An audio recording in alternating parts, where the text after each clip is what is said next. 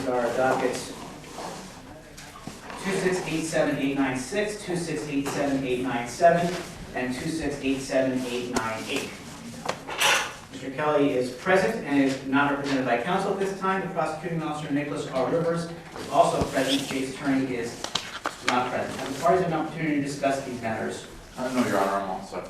Okay.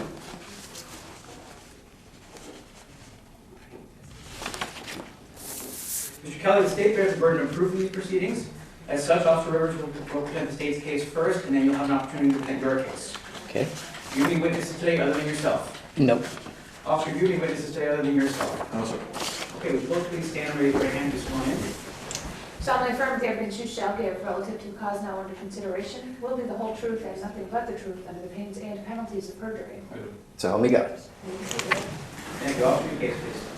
My name is Nicholas Rivers. I'm a full-time certified law enforcement officer by the Vermont Criminal Justice Training Council. On 9/13/2012, at approximately 20:39 hours, I was traveling down Main Street.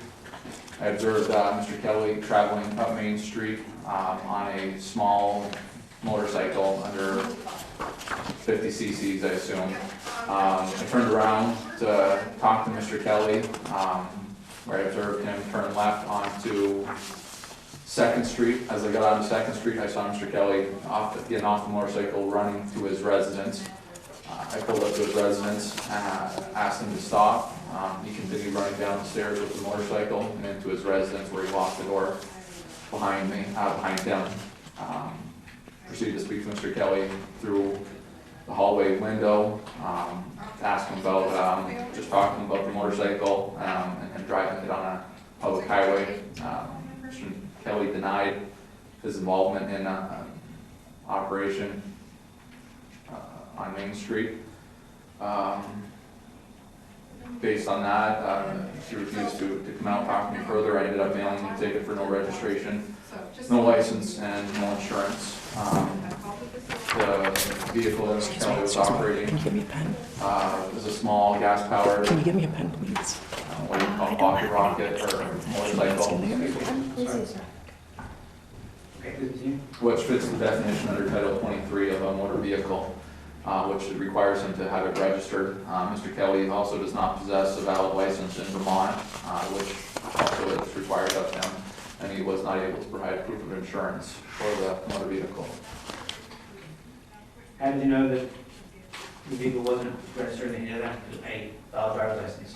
There's no plate on the motorcycle, and I ran Mr. Kelly through the Department of Motor Vehicles, which I have a printout here of, indicating that he does not have a license. And then, in terms of the insurance, did he indicate to you that he had insurance? No, he wouldn't speak to me about that. So if he has proof of insurance for that today, I'd be willing to dismiss that violation. Okay. And you said this occurred on Main Street? Yes, which is a public highway. It's defined by Title 23. Where? Right at the corner of 2nd Street here. Just right in front. Newport? Yes, yes, sir. And how did you know it was Mr. Kelly? I know him from prior encounters. I followed him downstairs to his residence. I didn't lose sight of him. When he entered his residence, he just refused to stop, and it wasn't worth chasing him in, or where it was easy enough to just mail him tickets for the violations.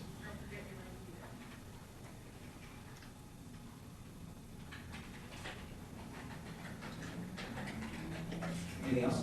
No, sir. Okay, thank you. Mr. Kelly, this is your opportunity to make your case. Okay, what prior encounters have we had? I've had several dealings with you at your residence in Newport. I know you from Newport. Okay, you know me from Newport. I don't know you. I don't remember ever having had any encounters with you. So if you could please describe the encounters that we've had, that would be greatly appreciated. Would you like me to proceed with that? You can certainly ask the question, yes. The time you stole your neighbor's cat. I'm on Facebook, where you recorded several of our encounters. This is bogus. I was never prosecuted for stealing a cat. Mr. Kelly, Yes. please don't interrupt the officer. He's answering the question asked. Officer, please continue. I've just had several run-ins, just encounters. I know him from Newport. Your identity isn't in question. I mean, You got our encounter that night on YouTube. So Okay, I don't think you're- recall. I don't recall ever having dealt with you before. Okay. But I'd like it noted on the record that I have been defamatorily accused here of having stolen a cat, which I have never been convicted of. No, Mr. Kelly, this is not about a stolen cat. The officer, Obviously, it's not about a stolen cat. the officer answered the question that you asked. So please continue. Okay, but he accused me of having stolen a cat in the midst of this, which is something that has never happened. Well, that has no bearing on this proceeding except to the extent that he has testified that he has had prior encounters with you. Okay. On the tickets, there's no make and model of my vehicle. You say that you assume that the vehicle is under 50 cc.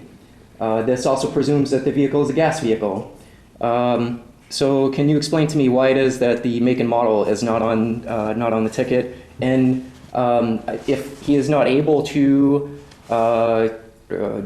discern for certain what type of vehicle, with in the statute that there's certain specifications of the vehicle, then how is it that the state can proceed against me? So I move to dismiss based on not only the tickets, not having the make and model of the vehicle listed, but based on this answer, if you would explain why it is that there's no make and model listed on the ticket. Officer? Because you ran in your apartment with the motorcycle. I saw you driving it up Main Street. I wasn't able to get it. You didn't have a registration on it, so that's why there's no registration number listed on the ticket. As far as the make model, I don't know the make and model because you ran in your apartment with it and refused to come out and talk to me. Move to dismiss, admission of lack of evidence that the case cannot be made, that he cannot speak to the particulars of my bike. Mr. Kelly, why do you believe it is that he needs to identify the make and model of the Because vehicle? it's listed in the statute, certain specifications of the vehicle, and he has admitted that he doesn't know what type of vehicle it is that I was on. What statute are you referring to? Let me see, Title 23, Motor Vehicles, Chapter 9. Let me see, I think it's the 601, yeah, 601. And without being able to prove the 601, then there's also no capacity to prove the 801 or the 800 or the 301. He can't prove that I need registration if he doesn't know what type of vehicle I have. He can't prove that I need insurance if he doesn't know what type of vehicle I have. He can't prove that I need a driver's license if he doesn't know what type of vehicle I have. Move to dismiss.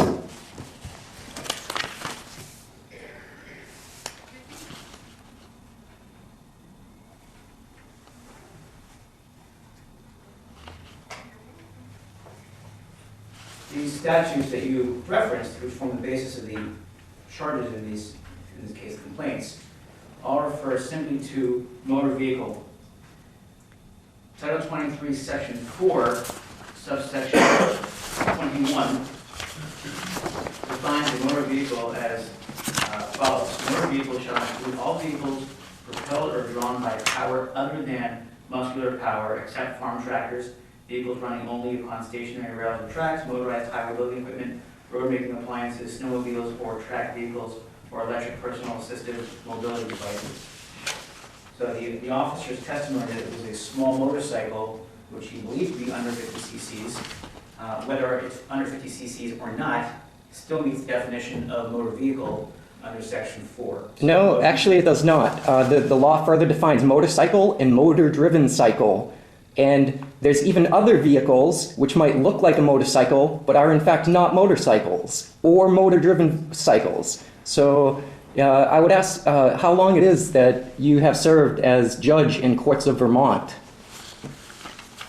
I am duly appointed to hear Since- Judicial Bureau cases Since when? since October of 2011.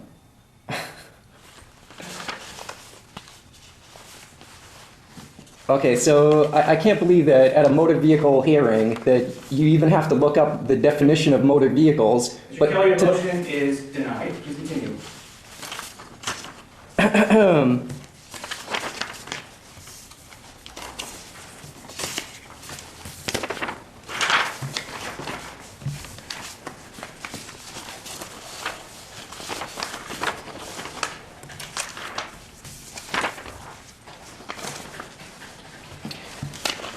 Okay,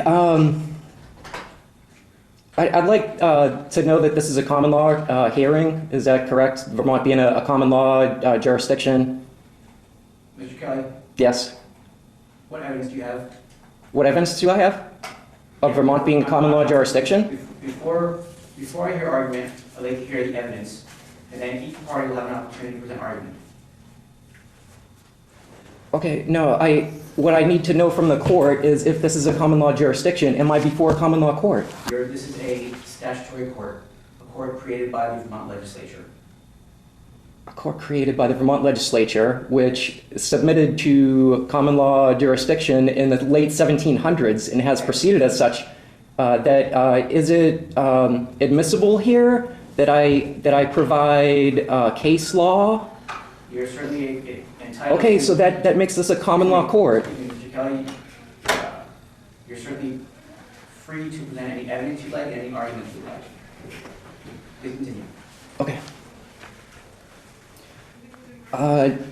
You cited me with whole chapters of the law, but you didn't cite the subsection. So I would like to know what subsection of 601, 801, or 800 and 301 you're referring to in bringing these claims against me.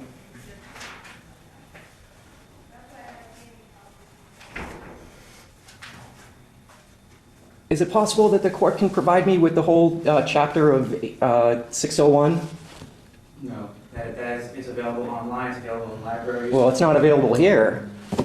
Right now is when it matters, is that not so? The court's aggressing against me. I'd like your bias noted.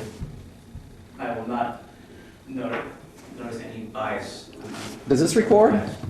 This is being recorded. So, section 301, you're required to register your motor vehicle. Your motor vehicle is defined as the judge said in chapter 4. Subsection. What subsection of the law are you charging me with? Excuse me, Mr. Kelly, there is no subsection. There is. Subsection 301. Oh, 301. Okay. No. Well, if 301 is you're saying now that it is okay. Registry. Requirement to register. Yes. Okay. Simple forms, no registration. Okay. Next. Next one. Yep.